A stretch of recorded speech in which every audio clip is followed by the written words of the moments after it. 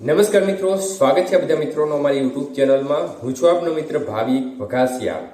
તો મિત્રો, ખાસ કરીને આ વિડીયોના માધ્યમથી આપણે વાત કરવાની છે હાલની સક્રિય સિસ્ટમોની સ્થિતિ શું છે. આજે ગુજરાતના કયા કયા જિલ્લાઓમાં મધ્યમથી ભારે વરસાદ પડી શકે છે અને સિસ્ટમ રીતસરનું મેઘતાંડવ મચાવી શકે છે, કેટલા ઇંચ સુધીનો વરસાદ પડી શકે છે. સંપૂર્ણ માહિતી જોશું તે પહેલા જે પણ મિત્રો નવા છે તે ચેનલ સબસ્ક્રાઇબ કરી લેજો.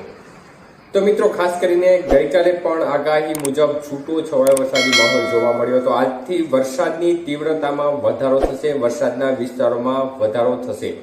ત્યારે ખાસ કરીને જે લો પ્રેશર સિસ્ટમ છે તે ક્રમશઃ હવે પશ્ચિમ દિશા તરફ આગળ વધી રહી છે અને સિસ્ટમ હાલ મધ્યપ્રદેશના રેવા નજીક આવી ગઈ છે અને હવે સિસ્ટમ ધીમી ગતિએ નીચે તરફ આવતી જશે અને ગુજરાત નજીક આવવાની શક્યતાઓ આપણે પહેલા વ્યક્ત કરી હતી તે પ્રમાણે જ હવે સિસ્ટમ ગુજરાત નજીક આવવાની શરૂઆત થઈ જશે. મતલબ કે સિસ્ટમ ધીમી ગતિએ નીચે આવવાની શરૂઆત થઈ જશે. અત્યાર સુધી સિસ્ટમ ઉત્તર દિશા તરફ થોડી આગળ વધતી હતી, હવે દક્ષિણ દિશા તરફ ઝુકાવ ધરાવવા લાગશે. તો અત્યારે સિસ્ટમ લો પ્રેશર છે, પરંતુ સિસ્ટમ જેમ ગુજરાત નજીક આવશે તેમ વધુ મજબૂત થાય તે પ્રકારની સ્થિતિ અત્યારે બતાવી રહ્યા છે. તો ડિપ્રેશન કે ડીપ ડિપ્રેશન લેવલ સુધી મજબૂતાઈ પકડે તે પ્રકારની સ્થિતિ અત્યારે બને તેવી શક્યતાઓ દેખાઈ રહી છે. એટલે સિસ્ટમ એક પ્રકારનું ભયંકર સ્વરૂપ ધારણ કરી શકે છે.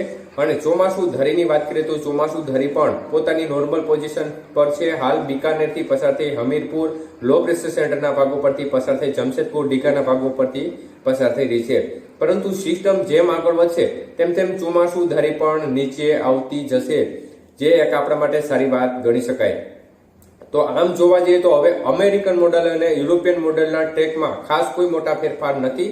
સિસ્ટમ મધ્ય ગુજરાત અને લાગુ ઉત્તર ગુજરાતના ભાગો પરથી પસાર થઈ અને કચ્છના ભાગો પર જવાની શક્યતાઓને પગલે પૂરા ગુજરાતમાં રીતસરનું મેઘતાંડવ જોવા મળશે. ભારે મેઘખાંગા થશે અને અમુક સેન્ટરો એવા છે જ્યાં 20 ઇંચ સુધીના વરસાદના આંકડા પણ જોવા મળી શકે છે. અને સિસ્ટમ અમુક વિસ્તારમાં જો થોડા સમય વધુ ટકી જાય તો એ સેન્ટરોમાં 25 ઇંચ સુધીના વરસાદ પણ જોવા મળી શકે છે. મતલબ કે રીતસરનો અત્યાર સુધીનો ચોમાસાનો સૌથી સારામાં સારો રાઉન્ડ આ જોવા મળશે અને અત્યાર સુધી ના પડ્યો હોય તે પ્રકારનો વરસાદ અનેક સેન્ટરોમાં જોવા મળશે.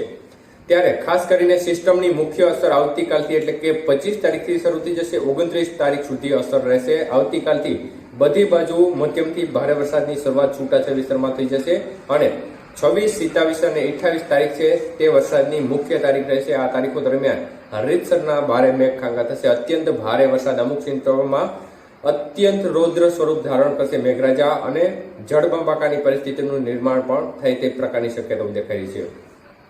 તો હાલની સ્થિતિ પ્રમાણે આજે ગુજરાતના કયા જિલ્લામાં ધોધમાર વરસાદની શક્યતાઓ રહેલી છે તે વિશે વાત કરીએ તો આજે બધી બાજુ વરસાદની શક્યતાઓ છે. તો ખાસ કરીને દક્ષિણ ગુજરાતના તમામ જિલ્લાઓમાં જેમ ભરૂચ, સુરત, વાપી, વલસાડ, દમણ, દાદરા, નગર હવેલી, તાપી, નર્મદા, ડાંગ સહિતના ભાગોમાં ઝાપટાથી માંડી હળવો મધ્યમ અને સીમિત વિસ્તારમાં ભારે વરસાદની શરૂઆત થઈ જશે. અને મધ્ય પૂર્વ ગુજરાતના ભાગોની વાત કરીએ તો મધ્ય પૂર્વ ગુજરાતના ભાગોમાં પણ અમદાવાદ, ગાંધીનગર, વડોદરા, દાહોદ, છોટાઉદેપુર, મહીસાગર, ખેડા, નડિયાદ અને આ બધા વિસ્તારો છે એ વિસ્તારમાં હળવો મધ્યમ વરસાદ, અમુક સીમિત વિસ્તારોમાં ભારે વરસાદની શરૂઆત થઈ જશે. આમ જોવા જઈએ તો શાંતિ વરસાદની તીવ્રતામાં ક્રમશઃ વધારો થશે. ઉત્તર ગુજરાતના ભાગોમાં અત્યારે પણ અનેક સેન્ટરોમાં વરસાદ પડી રહ્યો છે.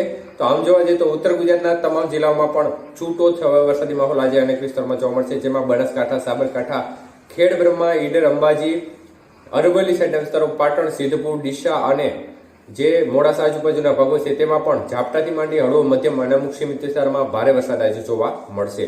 સૌરાષ્ટ્રની વાત કરીએ તો સૌરાષ્ટ્રના ભાગોમાં પણ આજે વરસાદની તીવ્રતા વધશે. બોટાદ, ભાવનગર અને અમરેલી જિલ્લાના ભાગોમાં મધ્યમ અને અમુક સીમિત સેન્ટરોમાં ભારે વરસાદની શરૂઆત થઈ જશે.